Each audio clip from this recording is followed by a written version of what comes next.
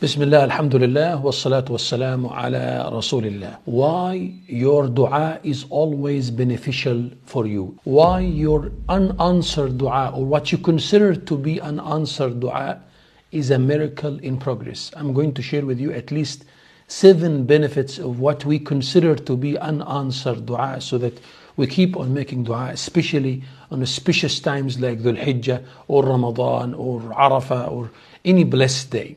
The first, ya ikhwa, is that your dua, whenever you call unto Allah subhanahu wa ta'ala, this is a guarantee that Allah Azza wa Jal will shelter you. Allah will protect you. And this is mentioned in the Noble Quran, Surah Al-Furqan, verse 77.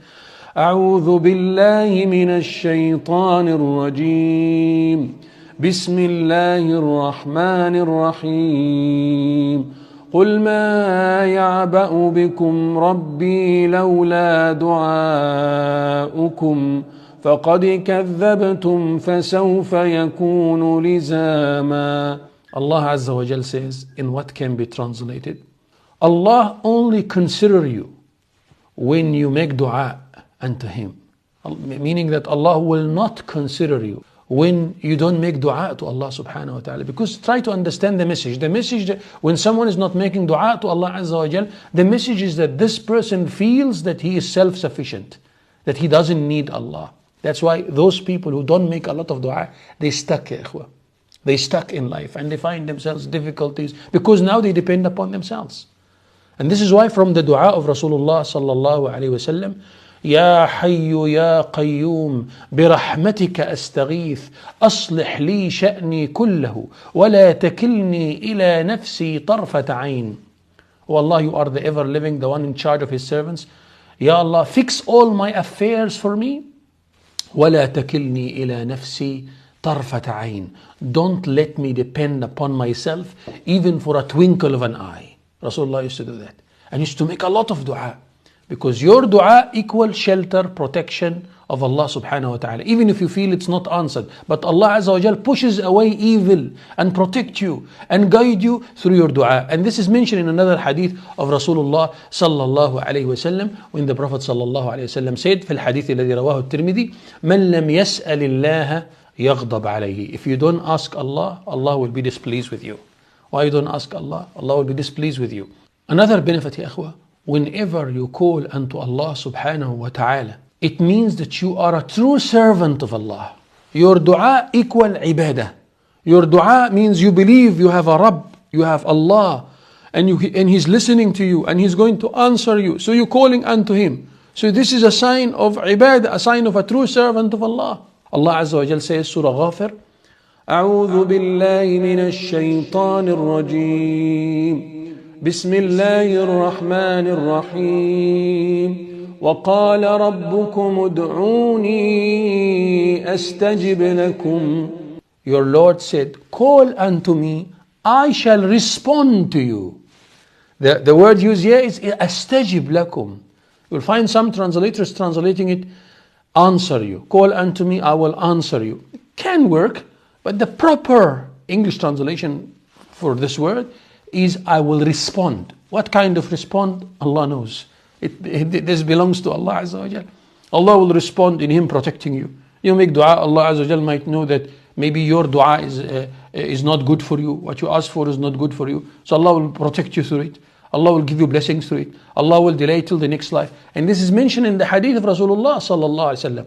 Any believer, the hadith says, any believer who makes a dua, Allah Azza wa Jal gives him one of 3 things.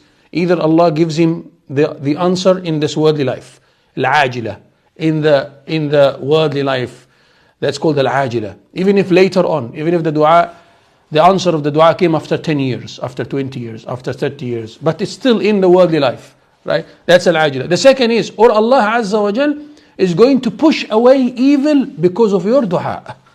Allah will push away the evil out of your path because of your dua. What you consider it to be unanswered dua. But no, Allah subhanahu wa ta'ala is going to push away evil because of it. Or Allah will store it for you till the next life. Narrations mention that when people who made a lot of dua in dunya, when they see in the akhirah, on the day of judgment, the reward that Allah stored for what is considered to be unanswered by us in the worldly life, they would wish that all their du'as were not fulfilled in the worldly life because of the great thawab that Allah subhanahu wa ta'ala keeps for the believers in the next life. To the extent that when the companions fathomed that, when they understood that, they said, إِذَن نُكْثِرْ يَا رَسُولَ اللَّهِ, then we'll make a lot of dua, Ya Rasulullah. If this is the case, if there is no dua that goes just like that, there is always something, you don't go empty-handed, then we'll make a lot of dua then. So the Prophet ﷺ responded by saying, Allahu Akthar. What Allah has for you is more. Make a lot of dua. And the application of this in the sunnah of the last Prophet Muhammad ﷺ is that the Prophet ﷺ used to make a lot of dua. He was making dua right through. Dua when you wake up, dua when you enter the toilet, when you come out of the toilet, when you make wudu, when you enter the masjid, when you come out of the masjid. Dua when you get into the means of transportation, dua when you see the rain, dua when you sleep, dua in the morning, dua in the evening. It's like all the life of Rasulullah ﷺ or dua. Filled with dua, he was always talking to Allah. That's why ikhwa, a narration says, ask Allah Azza wa Jal for everything, small or big. Why? Because you're getting something in return. You're getting something in return. And I'm telling you, this is a secret. Because a lot of people don't understand it. The more you make dua, the more your life will be smooth. The more you make dua, the more your life will be smooth. Why? Because Allah pushes away evil. Allah gives you blessings. That means you make dua for everything. I know some brothers, mashallah, when they want tea, they say, Allahumma razuqna shayan. Ya Allah, grant us tea. When they want, they're driving their car somewhere and they're looking for a parking. Allahumma razuqna parking. Ya Allah, grant us parking. Yeah, get accustomed to call unto Allah for small things, for big things, because only Allah Azza wa Jal is the one who gives you ease. Who makes these things that looks easy, Allah makes it easy. It's not you. No, Allah Azza wa Jal made it easy for you. That's why from the du'as of Rasulullah sallallahu alaihi wasallam, Allahumma la sahla illa ma ja'altahu sahla wa anta idha shi'ta taj'alul hazana sahla. Ya Allah, there is nothing that is easy except that you made it easy. Everything that appears to be easy, you made it easy. And if you wish, Ya Allah, you can make the difficulty easy also. So everything in your life that appears to be easy or happening spontaneously, Allah made it easy. You raising your hand up, easy, right? No, it's by the power of Allah. Allah can make it difficult. Yeah, there are some people who are paralyzed. They have the intention to raise their hands up, but they can't. Their hand doesn't move. There are some people who have the eyes and everything is there, the organ is there, but it doesn't work. It doesn't function. Yeah, Allah made it easy for you. And Allah kept certain cases of people like this who are struggling with these things in life so that we appreciate. What you consider to be easy and you're taking it easy, this is only happening by the power of Allah. The circulation of the blood in your body, it's happening by the power of Allah. It's easy, it's spontaneous, yeah, but if Allah wants, Allah can take this away from you. Understand, ya? So we depend upon Allah and we ask Allah for small things, for big things, and remember that this is a form of shukr, showing gratitude to Allah, and Allah will give you in return thawab, hasanat, protection, shelter. It means you are a true servant of Allah subhanahu wa ta'ala. طيب. Another benefit, ya ikhwa, and this is the dua is dear to Allah. The dua is dear to Allah, and anyone who makes dua is also dear to Allah Azza wa Jal. The hadith says, رواه الترمذي وأحمد, ما من شيء أكرم على الله عز وجل من الدعاء. There is nothing more dear to Allah than dua, than your dua. When you call unto Allah, and you call unto Allah, and you call unto Allah, Allah Azza wa Jal love that person who keeps on calling unto Him, who's persistent on calling. That's why one of the keys of the answer of the dua, one of the keys to get your dua answered is to keep on repeating. To keep on repeating the dua. Repeat again and again and again. Allah loves that. And sometimes Allah would delay your dua to hear your voice, so that you beg Him more. Allah subhanahu wa ta'ala loves that. So sometimes Allah delay the dua, and this is part of the test. Allah's testing your iman also. Allah's testing your faith. Will you give up? Or no, you're going to be persistent on your dua. One of the salihin, one of the pious people in the past, he was questioned the main key to the answer of the dua. He said, I learned it from a child. He said, I learned one of the main keys of the answer of the dua from a child. His mother got angry with him one day, so she took the child out of the house and she closed the door. So when she took him out of the house and closed the door, the child started crying outside of the house. He didn't go anywhere. And he started knocking on the door. Mom, please open for me. Mom, please open for me. And he cried a lot. And the mom sympathized with the child. She opened the door. She hugged the child and she took him inside. He said, we should make dua to Allah subhanahu wa ta'ala in this way. We should beg Allah Azza wa Jal and be persistent in our dua, and you will see that your dua is answered. طيب. Your interaction, your like, your comment, your share, etc. It will help spreading the good content, inshaAllah ta'ala. When you make dua at ease, Allah Azza wa Jal will answer you in difficulties. When you're making dua in difficulties and at ease, Allah will answer you right through. Right? And this is mentioned, قال رسول الله صلى الله عليه وسلم, hadith, a statement of the last Prophet Muhammad صلى الله عليه وسلم, hadithun sahih, in Tirmidhi. The Prophet said, من سره أن يستجيب الله له عند الشدائد والكرب. He whoever wants Allah subhanahu wa ta'ala to answer him during the time of difficulties and problems, فليكثر من الدعاء في الرخاء. Let him or her make a lot of dua at the time of ease. Because there are some people who only remember Allah in the time of difficulties. There are some people who only call unto Allah Azza wa Jal a lot only when they are having a problem. And Allah mentioned that in the Noble Quran. وَإِذَا مَسَّ الْإِنسَانَ ضُرٌّ دَعَانَا. When a human being is afflicted by a calamity, some groups of people, they call unto Allah. The other verse said, فَذُو دُعَاءٍ حَرِيضٍ. Yes, a wide dua. Make a lot of dua. And once Allah Azza wa Jal remove the difficulty, مَرَّ كَأَنْ لَمْ يَدْعُنَا إِلَى ضُرٍّ مَسَّةٍ. That person passes as if he didn't call unto Allah at all. He forgets everything. He forgets everything. While the true believers, they call unto Allah at all times. Even if everything runs smooth, they still call unto Allah. They still make dua to Allah. So your dua, what you consider to be an answered dua, it will help you later on, and you will see the effect of it on your life, and especially at the times of difficulties. Your dua will shower the mercy of Allah subhanahu wa ta'ala upon you. Every single dua you make, Allah open for you the doors of mercy in this worldly life and in the next life. And this is mentioned also in Tirmidhi hadith. The Prophet sallallahu alaihi wasallam stated, من فتح له منكم باب من أبواب الدعاء فتحت له أبواب الرحمة. The Prophet sallallahu alaihi wasallam said, anyone who Allah subhanahu wa ta'ala opened for him a door of dua, meaning that he was inspired to make dua. At a difficulty, a problem, you say, Ya Rab, Ya Allah. He started making dua to Allah. A door of rahmah. Allah's opening through that a door of rahmah. The fact that you are making dua, it means Allah wants to have mercy upon you. Allah Azza wa Jal wants to have mercy upon you. That's why Allah gave you the capacity to make dua. In fact, when you see you have the capacity to make dua, you should thank Allah for having that capacity. Alhamdulillah. All praises to Allah. That when I fell into a difficulty, I called unto Allah. Some people, they go call others. They go depend upon human beings. They go call their idols. They go call other things. But no, you call unto Allah Azza wa Jal. You have a Rabb, and you're making dua for Him. Allah subhanahu wa ta'ala will shower you with His mercy because of that. He said, وَمَا سُئِلَ اللَّهُ شَيْئًا يُعْطَى أَحَبَّ إِلَيْهِ مِنْ أَنْ يُسْأَلَ الْعَافِيَةِ. And Allah Azza wa Jal, the most loved things that Allah subhanahu wa ta'ala wish for you or want from you to call unto Him for, al-afiyah, to be pardoned. So always when you call unto Allah subhanahu wa ta'ala, ask Allah to be pardoned. And this pardon of Allah Azza wa Jal benefits you in the worldly life and in the next life. So repeat, ya ikhwa, repeat with me. Say, Allahumma inni as'aluka al-afwa wal-afiyah. Ya Allah, I ask you for pardon, I ask you for shelter and safety. في الدنيا والآخرة. اللهم إني أسألك العفو والعافية في الدنيا والآخرة.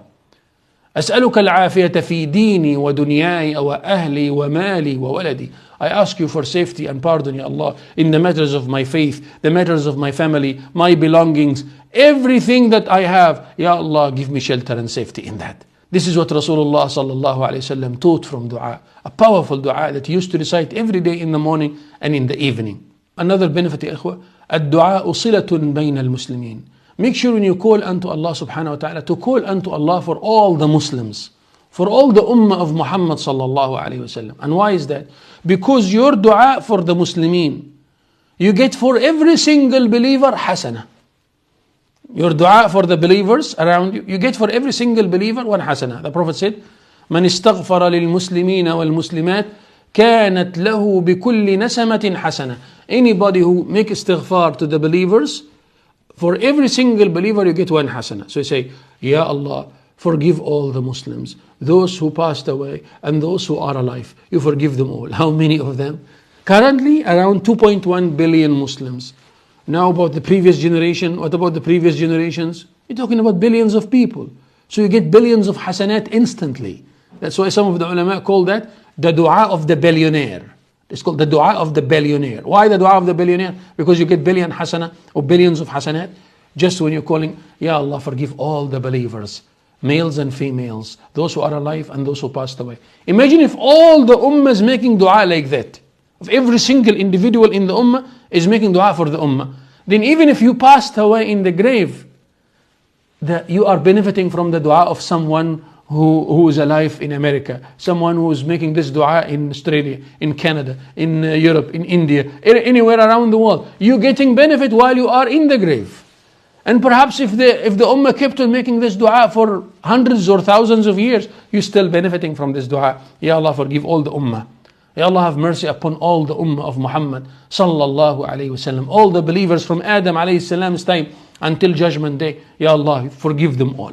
You're benefiting from that. So see, what you might be considering to be, I'm just making dua, but I'm not getting the answer. Don't be in a hurry. Leave it to Allah subhanahu wa ta'ala. Persist in your dua and trust that Allah subhanahu wa ta'ala will answer your prayer in the best way beneficial for you. Allah will answer your prayer in the best beneficial way for you. Trust the taqdeer of Allah. Say, I trust the taqdeer of Allah for me. I don't know for myself. I don't want to plan for myself. I leave it to Allah, in the hands of Allah subhanahu wa ta'ala. I want you to even write it down. Write down, ya akhu, for us, inshallah. I trust the taqdeer of Allah subhanahu wa ta'ala for me. I trust the answer of the dua or the response of the dua that Allah Azza wa Jal will give me. Whether it's thawab, whether it's protection, whether it's ease, whatever it is, I trust it and I accept it from Allah subhanahu wa ta'ala. Qul unto Allah wa alih alayhi. Alih means persist in dua. Use the names of Allah in dua. We spoke about this before. Use the names of Allah. Allahumma anta ar-Rahmanu. La ilaha illa anta. As'aluka ya Rahman. An taghfira li. Ya Allah, forgive me. Anta ar-Rahman. Anta al-Ghafur ar-Rahim. And choose from the names of Allah what befits your need.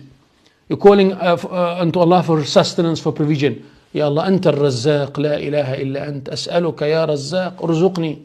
You want richness. A lot of people send the comments, say, I want to be rich. I want dua for richness. Use the names of Allah that befits that need of richness. Anta al-Ghani. Al-Ghani means the most rich. Say, Ya Rab, Anta al-Ghani. La ilaha illa ant. As'aluka ya Ghani. Anta tughnini. Enrich me, Ya Allah. Like that. You want shifa, you want cure. Choose from the names of Allah what befits your need. Allahumma anta al-shafi la shifa illa shifa'uk. Shifa'an la yughadiru saqama. Ishfini, cure me, heal me. This is the way. And make istighfar straight after calling unto Allah subhanahu. As soon as you call unto Allah and use His names, ask Allah also for forgiveness. Because sometimes the sins acts like a barrier between your dua and the istijaba of the dua. So call unto Allah for forgiveness, istighfar. Praise Allah and send peace and salutations upon Rasulullah sallallahu alaihi wasallam. Raising the hands when you call unto Allah and make dua. Try to raise your hands unless you are in a sujood position or in salah position. But out of that, you raise your hands as if you're receiving something. You're raising your hands like that. You're receiving, Ya Rab, whatever you're going to give me, I'm going to accept it. Right? Like that. You call unto Allah subhanahu wa ta'ala. Use the kalima al-tawheed. La ilaha illallah. Use it in your dua in the beginning or at the end. La ilaha illa anta subhanak. Inni kuntu min al-zalimin. Allah answer the dua like that. Ya. And break yourself to Allah and be conscious of your dua. Be conscious of the words. لا يقبل الله من قلب الله. Allah won't accept from a heart that is somewhere else. He's calling unto Allah but the mind is somewhere else. Call unto Allah and focus. And choose the auspicious times like tahajjud time, like between adhan and iqamah, like the time of the sahar, the last third of the night, like auspicious times like Dhul Hijjah, Arafah, right? Jumu'ah day.